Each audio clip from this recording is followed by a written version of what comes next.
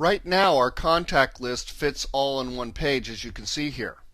But we're not showing all of our contacts. What if we go up to the Records menu and choose Show All Records and then sort it again? Notice now that we go to a second page.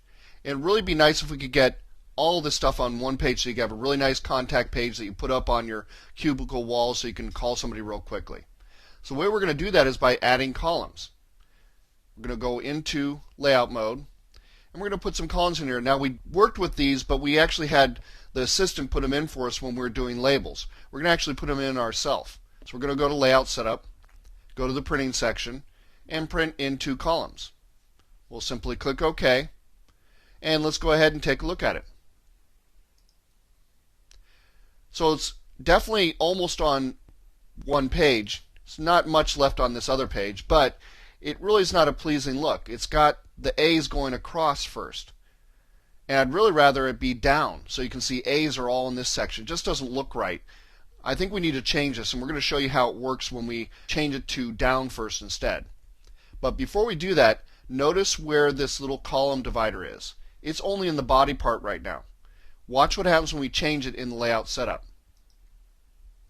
We'll go to printing, change it to down first, and notice now it divides the sub-summary part also. This is an important difference in how these two types of columns work. So now when we go ahead and preview it, you'll see that this is a much better look. We have all these people. It's much easier to see that this goes in this category, this goes in that category. And you can see as we go down here, we have plenty of room left over for additional employees.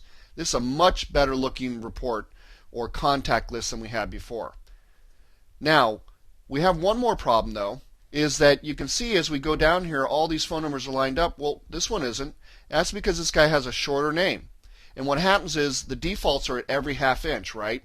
Approximately where I'm moving my arrow there. So this one, the half-inch mark is right here where it tabs to. But on this one, the name is shorter, so the half-inch mark it can hit is right here. So they're not lining up. So we have to put in our own specified tab. In fact, we're going to take it a step further and put some leading characters in there, put some fill characters in there. It'll make it look much nicer. So we'll go in here. We're going to go and show our rulers, our text rulers. And we're going to go ahead and click inside of this block right here. Remember the tab character is already there, right in there. And we're going to put in a tab, click right here.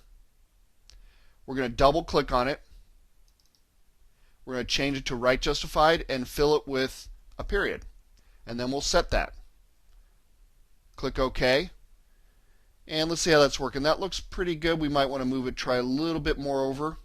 See how that works out. And let's go to preview mode and see what we have. And see now it's a much nicer, much easier to read. All the phone numbers are lined up. There's little dots here going between each one of them. In fact, I'd do a little change here. You know, it's a personal thing. I don't like the dots being so close. So what I would do is go back into layout mode and go on either side of that tab. And it's hard to see that tab character here. It's in there, trust me. If you move the arrows, see how I moved it and it moves there? Get right to either side of it and put a space on either side of that tab character, right? Moved it the wrong way. Right there's the other side. And now when we preview this, I like this a little bit better. Subtle, but you can see a little bit more space in there. And you know, maybe you hate it. Maybe you like it. That's just the way I am. I like to have things a little bit cleaner like that. So, combining features like we did is really the way to go in FileMaker. If you combine like we did the sub-summary, the calculation, the columns, and the tabs, you can really get some cool effects inside of FileMaker. Get some, in this case, reports, but in any area of FileMaker. Combining things is really the key to making it sing.